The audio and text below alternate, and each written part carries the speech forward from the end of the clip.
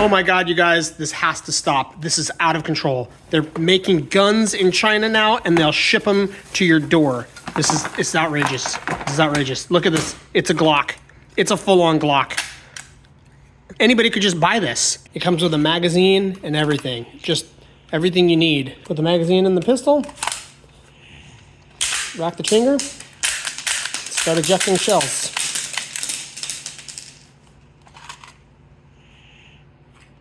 It's got the actual Glock logo here on the handle and on the slide, but call me crazy. I don't think this is a sanctioned, genuine Glock accessory. So get it while you can, because they're probably going to stop selling them on AliExpress, once the trade dispute gets lodged by Glock for the copyright infringement. Anyway, I bought it as a toy for my kiddo, and now that I got it in my hands, I realized what a fantastic training aid it is because of that real, reciprocating action. It's more sort of true to form than dry firing your actual weapon.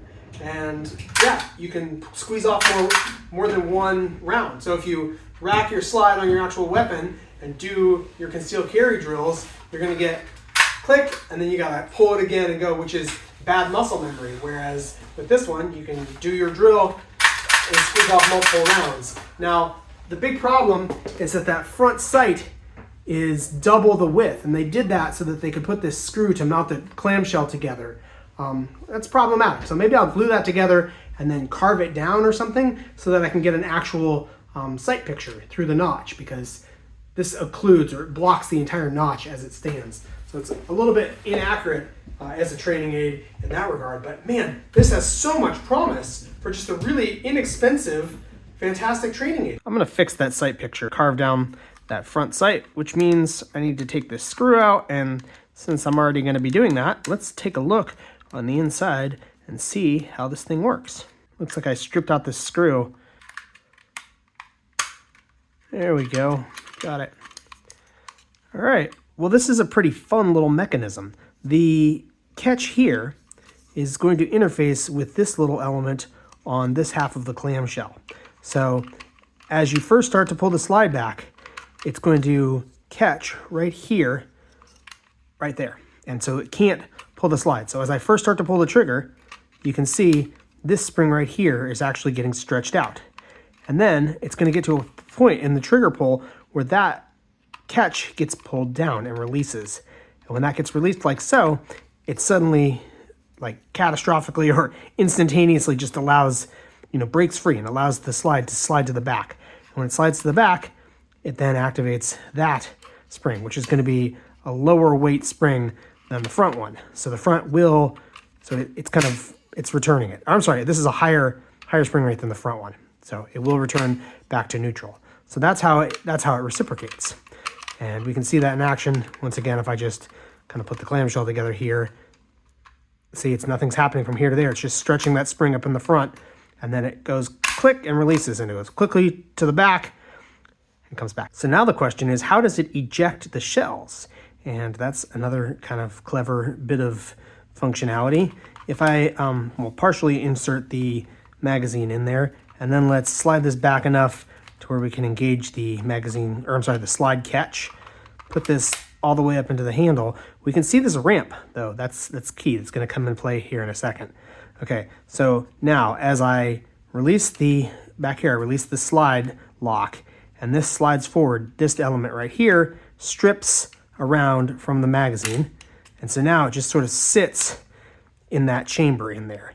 And what happens next is you pull the trigger, and it's going to build up the pressure because this spring again is getting stressed until this releases, and then it flicks to the back. And when it flicks to the back, that ramp is basically poop and hitting it at a 45-degree angle, which causes it to go spitting out and flying out. And then once again, you let the trigger off and it resets and strips the next round, ready to eject that shell as well. All right, a little soldering or soldering iron action here. I'm just doing a little kind of basic plastic welding operation right here where the screw used to go.